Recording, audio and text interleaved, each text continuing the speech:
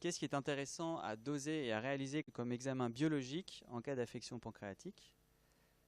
Le marqueur le plus spécifique du pancréas, c'est la lipase. S'il y a un marqueur à retenir, c'est la lipase. L'amylase ne se dose plus jamais, c'est uniquement la lipase. Donc ça fait le diagnostic de pancréatite aiguë. C'est une douleur abdominale épigastrique avec irradiation postérieure en hémiceinture, d'apparition brutale, rapidement progressive ou brutale, d'intensité très intense avec 7 lipasimètres au fois la normale. Ça fait le diagnostic de pancréatite aiguë. Après, on y associe souvent d'autres dosages biologiques qui vont nous permettre d'une part d'évaluer la sévérité de la pancréatite et d'autre part de nous orienter sur l'étiologie de cette pancréatite. Donc on va rechercher s'il y a des signes de cholestase. La cholestase, c'est une augmentation concomitante des phosphatases alcalines et des gamma-GT, la gamma-glutamyl-transpeptidase. Ça se voit quand il y a une obstruction, quand c'est une origine biliaire, souvent avec une obstruction de la voie biliaire principale, c'est une cholestase.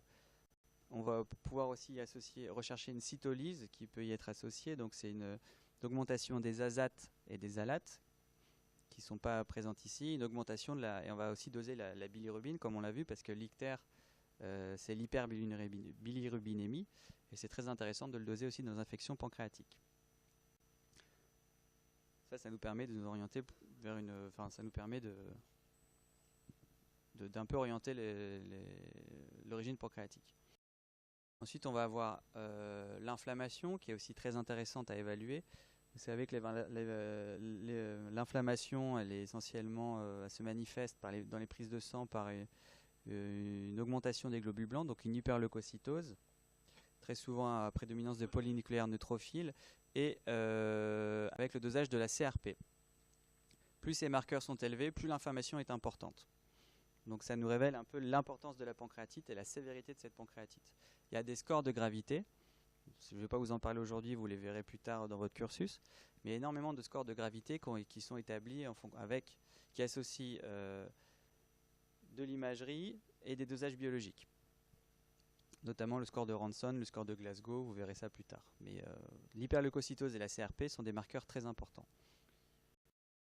Pour ce qui est des pathologies tumorales, s'il faut retenir deux marqueurs pour le pancréas, c'est l'ACE et le CA19-9. Ça se voit, ça nous permet c'est essentiellement pour le suivi, c'est pas pour le diagnostic, c'est essentiellement pour le suivi qu'on se sert de ces marqueurs tumoraux.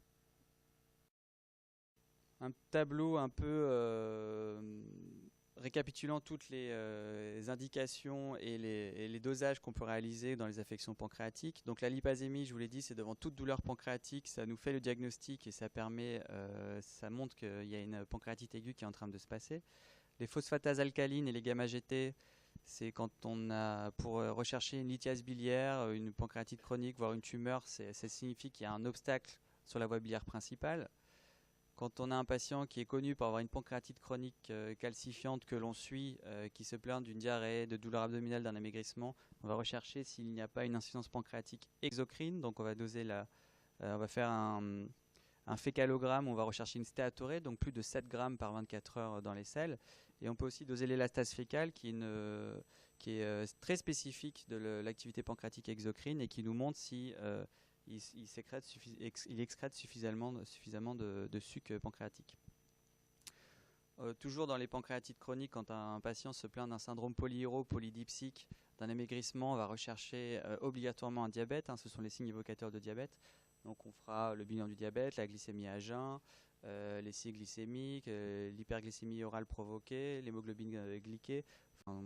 Tout ça, vous le verrez aussi quand vous ferez le cours sur le diabète.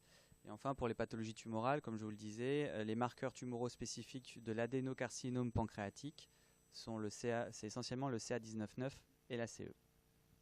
Mais attention au CA19-9 parce que en cas de cholestase, sans qu'il y ait de pathologie tumorale, ce marqueur est aussi élevé. Donc ce n'est pas spécifique de la tumeur pancréatique.